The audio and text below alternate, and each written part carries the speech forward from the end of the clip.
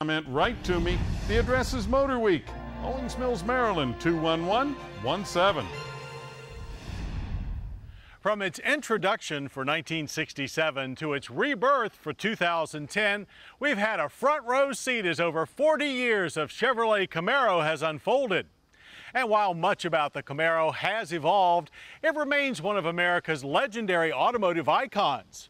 So sit back as Craig Singhas takes us all for a journey down Camaro memory lane, out on the high road.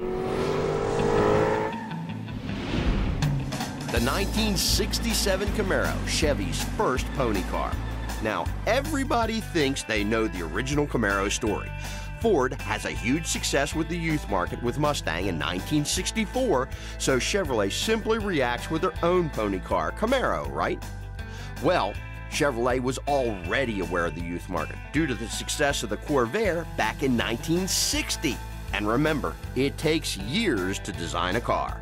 It was really no different with the Camaro.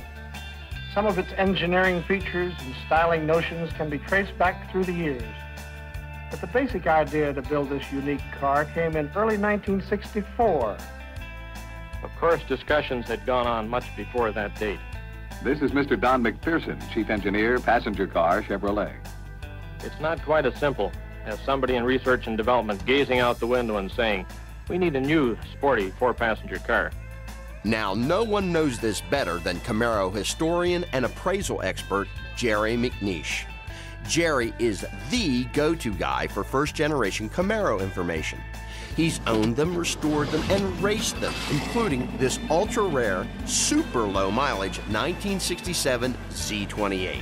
The Camaro debuted in September of 1966, began a very successful run that year, and they sold well over 220,000 units, which was a phenomenal success for a brand new automobile. September of 1966, eh? Did you know as late as June of 1966 they called it by an entirely different name? Panther. Now that just wouldn't be the same. There's always been speculation about what the word Camaro means, and I think in the minds of the GM people who designed the car, it meant friend or companion, which kind of fit the profile of the car very well.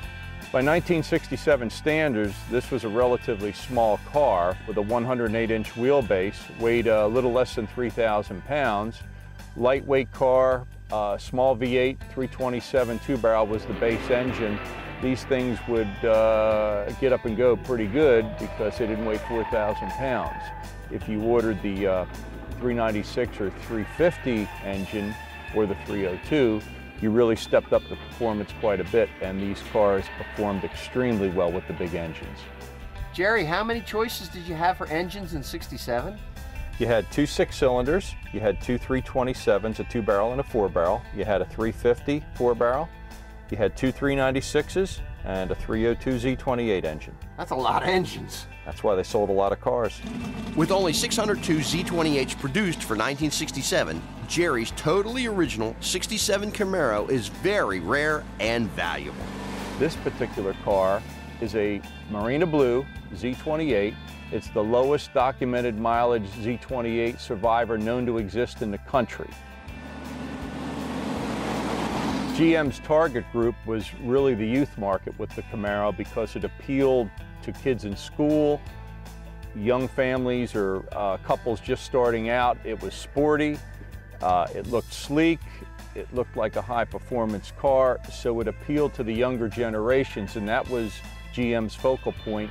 And while Mustang sold slightly more units in 1967, Camaro was considered a huge success.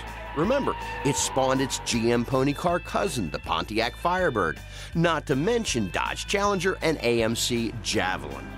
It's a great rivalry that's being reborn again today. A rivalry that makes my driving enthusiast heart beat just a little bit faster.